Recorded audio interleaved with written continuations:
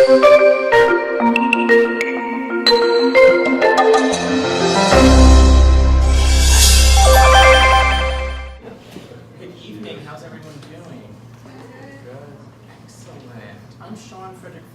the director of the creative writing program here at UConn.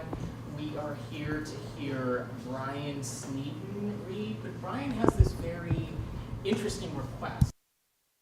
Happy to deliver this for him. He wants myself and Carrie Carnahan, a graduate student here at UConn in the English program, English department, to read a poem for you to warm you up and to get you going. So I'll read one of my poems from my book, Providencia. It's titled Sibling Rivalry. I have daymares about my dead brother as a grown man. He travels in circles, always on the cusp. Few know his name, but if they do, it's because Saul pronounces it differently in an Irish town, or charms women with his beardless face, or suddenly becomes one with Victoria Falls. These visions flicker so effortlessly, slicing into a moment of my time, ruining a good day to write. I envy his afterlife, the way it's etched so perfectly for him. I'm forced to imagine myself shrouding his face in a thick caul, paralyzing his limbs, leaving him to the elements to show him I am stronger, I survived. A petty, cruel obsession to make him die again before my eyes, unlike the way he passed, a sleeping infant nestled in a crib. Thank you.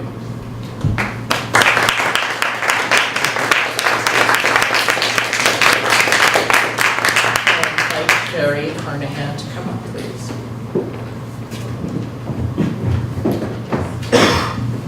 Hi. How's it going? Can you hear me? Yes. I never know how to not good with mics. So I'm gonna read a poem from a book, my new favorite book, that was published this last year. One of my favorite books that was published in the last year, called Lucy 72 by Ronaldo E. Wilson. This poem is called It's called 68. Lucy Lets in the Light. Form for me is a matter of not ripping open the blinds or looking through the slats that block the tree. Green, I should care less about the whole of what I think and invest in more of what's left behind in shadows. Recessed in the space, I realize here there is no one like me, my heart still in my chest, yet a feeling of deadness reached out and tugged across where I am staring through it. Often, like this, I am struck not by purpose, but by a kind of laziness, a feeling that slits into me like an envelope ripped at one end to let in air. There are lines that come, and too, my body sifts across the mark of my own confidence. I push myself forward hard, enough to never stop. There is a fold in my chest, but I remember a fire burning, and somewhere I am sweating. Wild, I don't want to see a white girl in black or hear two whites whisper about whatever made this or that structure great. What I am doing is yelling out of a window, seeking waterfalls or cemeteries, plots, places where the body affirms a still, stuck shape in the mind. My nails are growing, breaking out of the skin, a hard pulling growth, where I dream I'm in an elevator, which slides open. A fly flies up to hit my arm, bounces, and takes back off.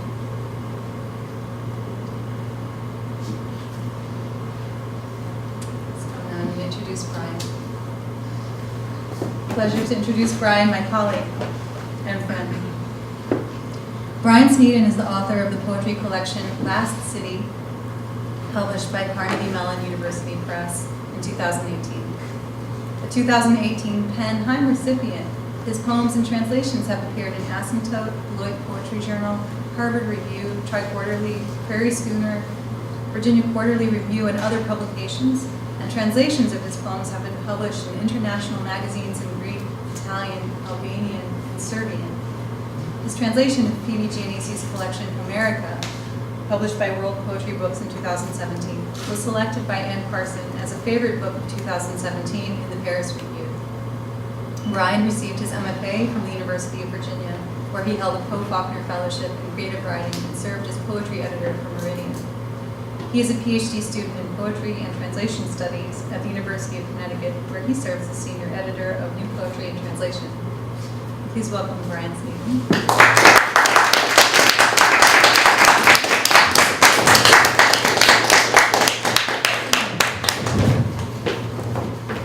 Hello, everybody. Is this a good volume? Yes. Yes. Okay. Thank you so much, Carrie and Sean and Jenna and everyone else who worked to put this event together. I'm very grateful that you're all here. I'm going to read some poems from a new book. I say new, but some of these poems are actually date back from the time when I was an undergrad. So even though it's a fairly new publication, the process has been quite a few years in the making. So it's good to finally have it out and birthed into the world. This first poem is called Squatters, and it's about a communal living house in Asheville, North Carolina, where I used to live with my wife, called Possum Splendor. And there were 15 people living there at any given time. Although when I read this poem in Asheville, I have to say there were 5, in case there's a fire marshal in the building. So 5 with 10 guests frequently visiting. And the place was falling apart. And there was one room actually where there was a hole in the roof for about 4 years. And so I thought, okay, I could either frame this as there's a hole in the roof in this building, it's about to fall in, or they're building a room for the rain. So that was my take, so that's this one. Squatters. By doing nothing, they are building a room for the rain. In April, sparrows fly in. October, and they rake the leaves into a wall to give the silence something to do. Sometimes, one of them will hear music coming from behind the door, but when he looks to see, it is only the cold night sky. When they sleep, noises come out, like hands unfolding from the stone, a slur of bare feet, or the clink like a thrush prodding an invisible hole. After 10 years, it is theirs, all of it. The gardens and the sinks, the broken window in the small ruined wall, looking out on another window. The dead lovers, Moreau and Renaud, still loitering on the stairs, hoisting the same transparent jug of wine. All of it, but the room for the rain, with the roof half eaten by the bright mineral light of the moon.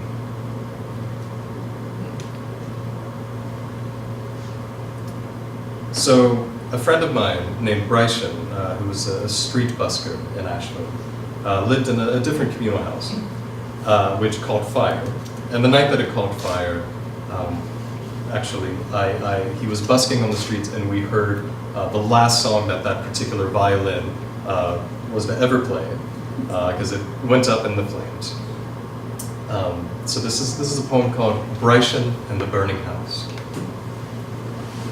I do not hear your music anymore, only its shadow, which is the same as a memory without blood.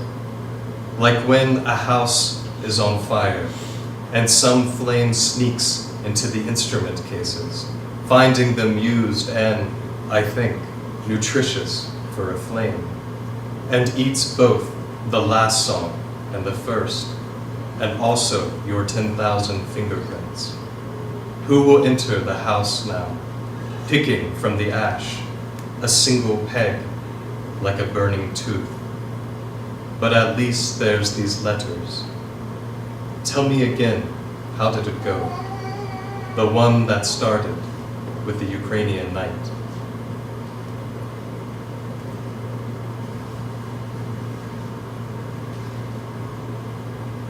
This is called Ode to Future Thirst. Each night in darkness, a man on the roof beats a red nude out of his violin. And each night, a village rises to the roof of my mouth. Hot, I pluck it out, cicada by cicada. His shadow hisses, touching water. His face is the face of a goat. I know it. Carry the lantern until the flame grows too heavy. Wear the furnace's stagnant blood. If you drink from the bowl left out, you may lose all your memories, but only the ones of this earth. So one of the pleasures of teaching creative writing is that sometimes you get to force yourself to do the assignments that you're assigning your students to. And it's a great way to get some work done, to give yourself deadlines, especially when they're expecting to read the poem sometimes. But with teaching poetry writing, there are two themes which seem to frequently recur: sex and death. Of course, no surprise. So this is a poem that emerged from the death category. It's called Elegy in Which I Am Awake. I thought it would be another door opened in the body, opened on a street where there is music and a little rain or snow falling, the sound of someone shouting in the rain, and the new warmth of bare feet in street light, blue field at dusk, and you are always stepping on bees. When you mentioned there was thunder, a car swerved, went over the railing into a previous summer, though the horn wouldn't stop for hours, and steam rose from the hood like a horse. No bodies were found. I like to think they boarded a train in the breath length between windshield and dawn, caught the rail in time for the whistle which expands to a sky, and turned their backs on the cicadas. Now the train wades into a field somewhere, out beyond the moon's reflection, in the center of the lake, aisle lights flickering. Now it travels the earth.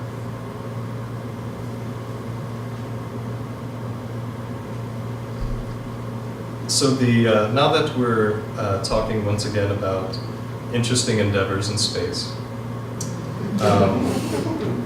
I thought I would read a poem that I wrote for the first dog in space, Laika, who, it's a very tragic story, but the Russian government didn't actually come out and say what happened to her in the ascent from the Earth until many years later. So many people were just sort of left to imagine that somehow she was still in space somehow, perhaps. So this is a poem for her and for that particular dream, and for all once and future dogs in space.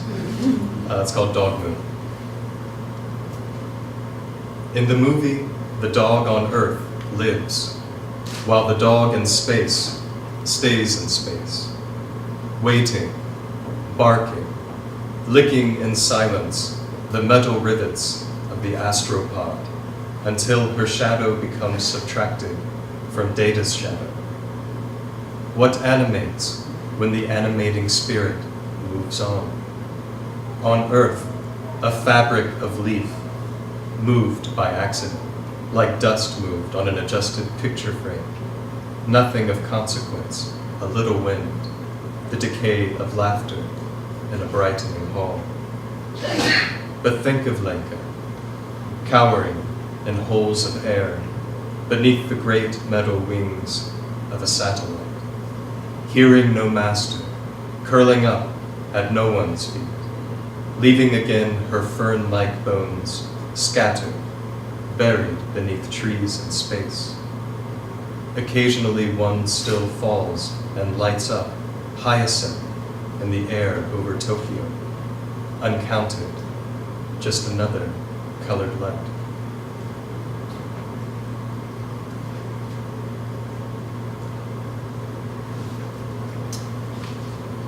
So, growing up in the South, my grandparents were an eternal resource of interesting sayings. My favorite being from my grandmother, who said, and I've kept this with me my whole life, if you get too big for your britches, sooner or later you'll expose yourself. Very witty lady. But she had a habit of hissing anytime the name of General Sherman was mentioned. So I grew up imagining Sherman as sort of parallel to Adolf Hitler, probably. I had this idea of him as this evil, maniacal demon who came to the South and set it off, et cetera, et cetera, et cetera. And then when I was pursuing my MFA at the University of Virginia, so much Civil War history was right there, and I learned a different take on the General Sherman. And so the epigraph for this is from his letter to the mayor of Atlanta, which is one of those beautiful documents, which I highly recommend you read. I think that's the source of the phrase, "War is a cruelty and you cannot provide it." But here was an excerpt that I thought particularly interesting. "But, my dear sirs, when peace does come, you may call on me for anything. Then will I share with you the last cracker." This is Reconstruction. "They put their guns in the only boxes they had, and those the well-liquored strips of gin barrels wrapped in hemp, and buried them in the troughs of their once fields of burnt clay. The black went down 6 feet, so they said, until one of the shovels struck a hemp root, the last root in Georgia, and threw them in while reciting from a Bible something around the Canaanites, and thought about the barrels rusting in their musty barrel woods. Everyone could play the fiddle, but those were gone with the woodwinds. So they sat one by one and talked about the acrid earth in their mouths like burnt bread, as one hums a Negro song, and the others, finding they can speak the words, begin to sing loudly, howling, until one says, 'Shit, son, you think we're trying to call them back.'"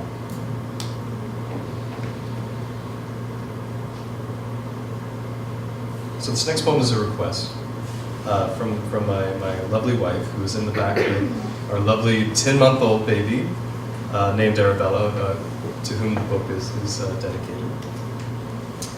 This is a poem that I wrote a few years ago, and it takes place in Asheville, North Carolina, which, if you've ever been, it's a very interesting place. There were these beautiful Bradford pears that for years blossomed, and we knew it was springtime, and it was right outside of a cafe where it was beautiful, and then the city decided to cut them down. I know, it's terrible. In full bloom,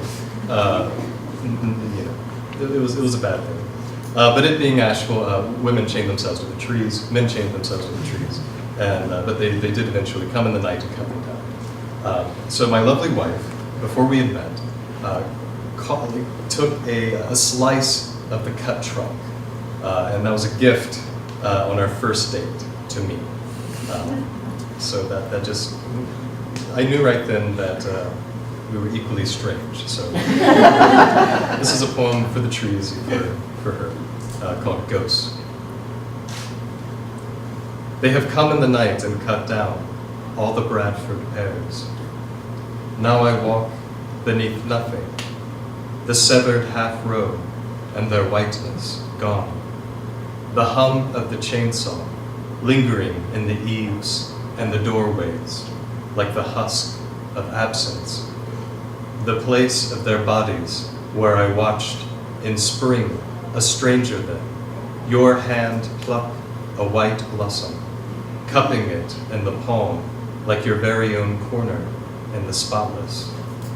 Now I enter it, fit my body to the wound of them not there, thinking that I owed it to myself for their sake, just this once, to be alive with what echoes, a foot, a hum, a cat, a lamp, a key.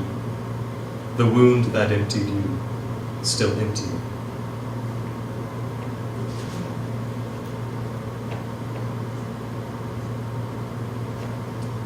So this is a poem called The Temple, and I wrote it when I was an undergrad. So any of you undergrad writers in the room, do not burn what you write, because you have no idea what afterlife it may take. So this is the oldest poem in this book. It's called The Temple. I have wanted a body that, like a cathedral bell, could survive several years with one glowing note still resounding beneath the skin. I have wanted a body that, like kudzu, would not stop growing. The old men at the coffee house, nursing tin thermoses with wrists now brittle and dry. They should be great trees, warrior-colored oaks, gaunt as ancient samurai, their hard-earned muscle still frightening. The morning I hiked from Tennant Mountain to stand barefoot on shining rock, I felt naked, the courts humming like a chapel full of whispers. I could have come from any century. The memory of Crete, sitting in the cave where Sibyl taught Heracles how to hold a woman's heart, slowly, like the song of a white crane. I wanted a body that could sit like a growth of quartz, sacrificing nerves for a skin that echoes, patiently waiting on nothing in particular. I wanted a body that, like Valmiki's, could sit 9 years in the Himalayas, ants building their mound to the crest of his bald head, watching thoughts form slow as seasons, the mountain sweetening his insides like a blood orange until, at last, fully ripened by stillness, the earth eats him.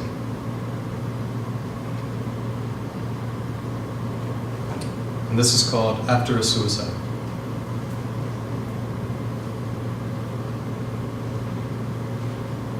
Taking with you some memory of the crab apples, of London and the cemetery fog, you in a corner of the room, looking out the bay window with all the nearly blue light on your face.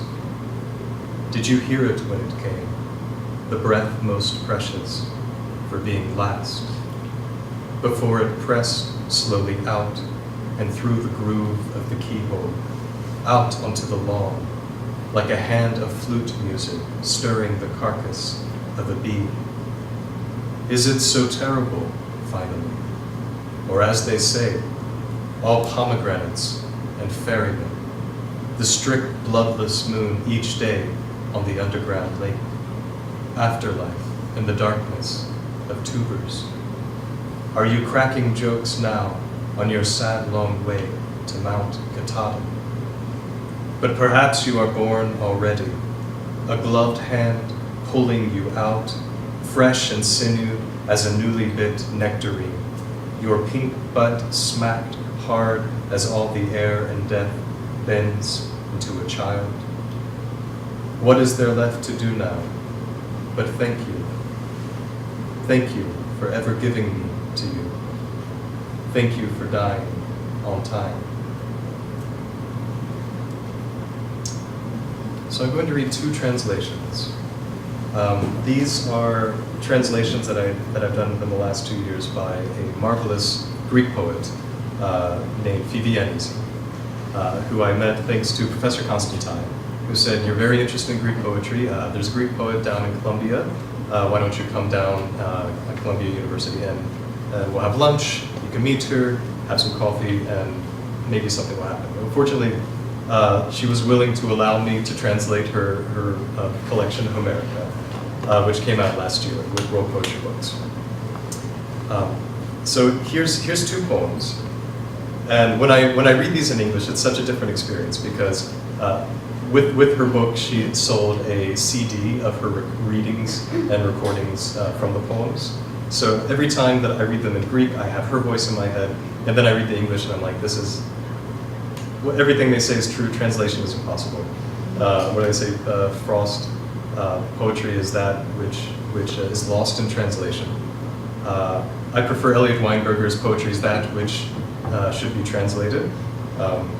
But here's 2 translations. Ithaca 1. In front of the long table, foreign dinner guests, wine, your head shrouded, listening with tears to the song. I hear you leaving, becoming a stranger, a dream I had in front of the TV. Your language does not belong to me, telling the story, opening your mouth.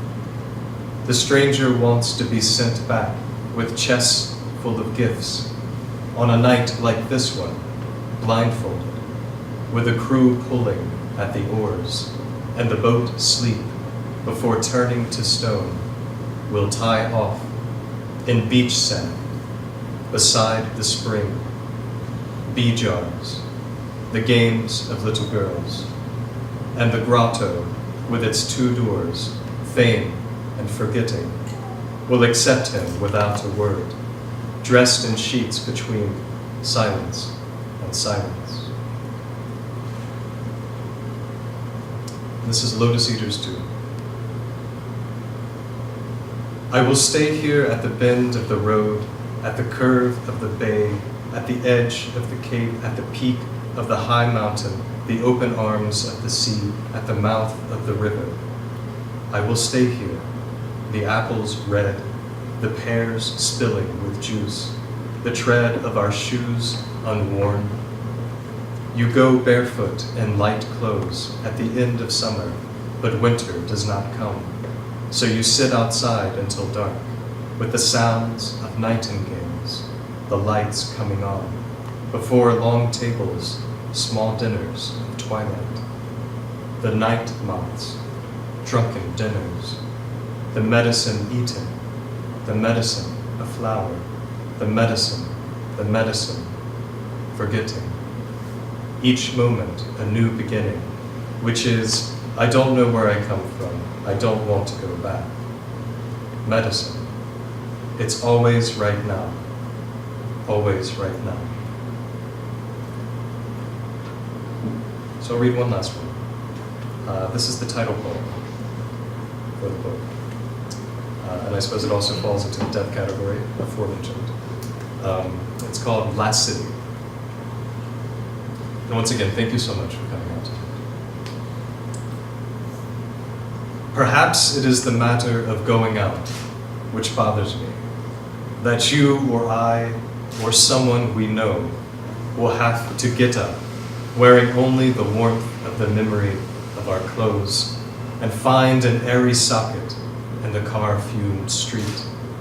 They say it is possible for those who go quickly, or who are born with only one soul, to slip out with dignity from the back row at an opera and into a black cab with plush seats and tinted windows full of aquarium lights.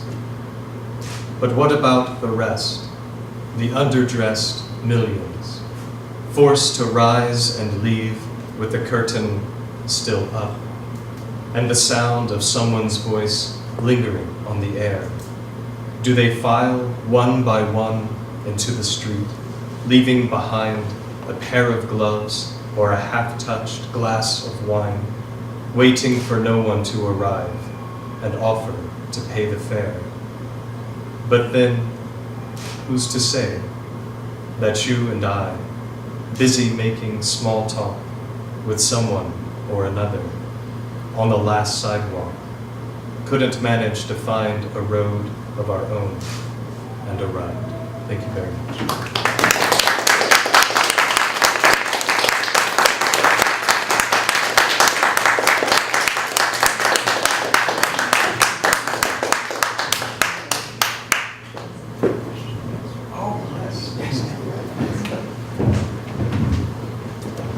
Apparently there's a Q&A. That will go on record. Yes, Professor Council. I'd like to say thanks to you as a translator, because you said, well, poetry was lost in translation. This has been said on one side. I don't know if you know that, so Lili Anisi, when I saw her in Athens, said to me that she thinks that your translations really capture what she wants to say. There are moments when she wishes she could have done that. I don't know if she's ever said that to you, but she did say that to me, so she holds in very high esteem, as do I. Also, I'd like to add that she asked me to do these poems first, and I was like, actually. So the fact that you managed to really translate that, and not only do so, but translate from A to Z, meaning the whole collection, which I find also very unusual. Because the way I've always worked with the last 30 years is to pick and choose and go, yeah, this I can do this so well, you sort of manage to do it and ship it. So anyway, this is something that I know that too. But you shouldn't have said poetry was lost in translation. It sends me into a bit of a paroxysm. Anyway, I wanted to say that you were friends. Thank you. And for the record, I don't agree with Frost. That's a straw man quote that I want to bring up. Oh, thank you. With Phoebe, you see, it was definitely a situation where she was taking a leap of faith with a translator who, at the time, I didn't have a book. I didn't have any books of translation. And yet I was very, very, very enthusiastic about her work. So she allowed me the opportunity to translate it instead of somebody much more experienced, like yourself or other translators. And I'm very grateful for that opportunity. And it's just the beginning as well, because I'm translating her other book, Cicada, which I'm just about to send out to publishers as well. So hopefully there's many books in this partnership yet to come. Yeah, I also understand that Anne Carson was sort of that. Has a very sharp eye, I think. I mean, the fact that she chose yours and then one other book was the two favorite books of last year in translation. I think that really also underlines the fact that maybe poetry was gained in translation sometimes too.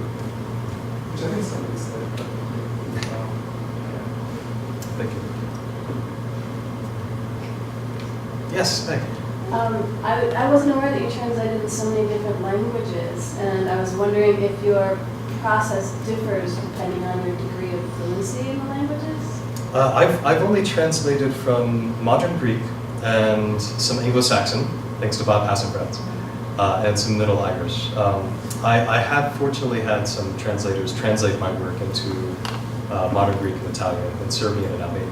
Oh, okay. But I can't. I misunderstood that then. Okay, yeah, the Italian and the Serbian and Albanian, I trust them to their devices. I'm sure whatever they do, I'm sure is great. But I can't read it. From the Irish and Middle English, is it process any different than? Definitely. I think one of the biggest things that I would say, especially for translators here in the room, if you're working with a contemporary poet, there's a wonderful kind of advantage to that, which is that you always have somebody who's going to be saying, so what'd you do this week? Or what'd you do this month? What are you working on? What poem are you doing next? So you constantly have somebody there who's, it's collaborative, right? I mean, it's still a collaboration if you're working with a dead anonymous poet, but they're not gonna send you emails at 2 a.m. Saying, by the way, I would love to see those proofs and keep you on your time. I'm just joking. Phoebe is remarkable. She's not. You hear nightmare stories about translators and their experiences with poets, and fortunately, I haven't experienced any of those yet. The two poets that I've been translating from modern Greek, Phoebe Anisi and George Pedobrakis, are both very agreeable, amenable, relaxed people. Fortunately. And I guess that is a benefit for working with a dead language as well, or with a poet who is no longer with us, so to speak. But the biggest difference in the process is having that soundboard of the author.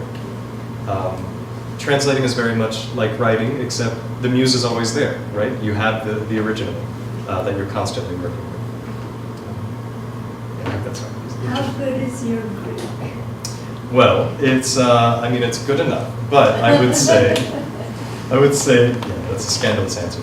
I do rely very heavily on native speakers because it is a language of nuance, and I think it's something. I mean, my instruction with modern Greek began 4 years ago, And so there, in my conversations with these poets, there's often elements that, that they'll point out. I'm like, oh, so there's this reference to this 1920s politician who said this that you're referencing when you're talking about smoking a cigarette or something like that. Like there are these underlying elements which I do kind of rely on others for with my translation. What I feel like what I bring to it primarily is the fact that I'm a poet. With modern Greek in particular, that most translators have been scholars who they're only concerned with the language of English and modern Greek, but there's the language of poetry as well. That must be, you must, I mean, if it's not a poem, then have you really translated a poem? If it's not a poem in English, if it doesn't have the sonic elements, the sounds, obviously maybe not in exactly the right place, but the sense, the element of it. It's like translating a joke. If you do it for word, it may not be funny whatsoever. So there is that extra element of translation, which has been my primary project with working with her poems.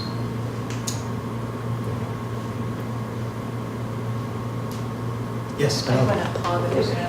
So Brian, it's so impressive. Obviously, I know your manuscript very well. I know your poems, and it's great to hear you read these and hear this.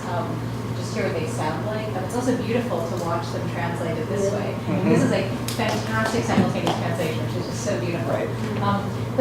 So this will sound like a PhD exam question. But I'm just interested to think about it. You have such accomplishment. What at this point as a poet, what are you not able to do, and what do you want to be able to do? What's the next thing you're going to learn?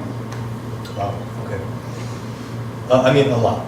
Clearly I feel like I have recently been turning to nonfiction, and my excuse for that was, oh, there are things that I just can't do in poetry, which is a lie. I mean, there's things that I can't do with how I write poetry. So there is that sort of always butting against the limitations of genre and the sort of self-imposed limitations. Recently, thanks to Phoebe, actually by way of translation, I've begun writing prose poems. And I was terrified of prose poems for a long time. I had great respect for them, but I didn't know how to read them without the line break. And then I translated two of Phoebe's prose poems, and that somehow made the form legible to me. So in this new form, I've finally been able to do things like engage in politics, which is something that as a lyric poet, in the way that I write lyric poetry, I haven't had access to that. So yeah, I think that's one thing, bringing in issues of the current day into my work, and not just the sort of mythology, whatever stuff that kind of are my primary obsessions. That has been something that recently I've been feeling has been like a vacuum in my work that I want to fill. But I guess I could ask you as well. What do you see in my writing? Where should I go next? Oh, wow. I mean, that's we have a year to discuss this. But one thing that's so exciting about this is to see how far you've come. I mean, in this short time that you've been here. I mean, with the translations and with the prose poems, which I obviously really enjoy reading. So it's very impressive. Yes, John. I always have this question. Were you a reader as a child and young adult, or were you like me, who just like sitting in the back of the class and being disruptive, and then suddenly one day I discovered the joy and love of reading? I mean, I loved reading about certain topics, dinosaurs, definitely, sharks as well. But aside from those, it was really until I encountered this book of Greek mythology in 5th grade. That was like my poetic initiation when I think back on it. I was very popular in school for that interest, because in the book there were all these illustrations of like nude dryads and nymphs, which somehow made its way into the element or the whatever grade it was, library. So yeah, no, I think it's a mixture of both. There's a sense of like impatience with the assigned readings, and then finding your own obsession in something and then becoming an avid reader. For me, it was Greek mythology, which is really ironic that I'm Right. translating a book called Homeric. It's a modern recasting of these ancient myths, which is something I try to do in my own work as well. Is that a decent answer?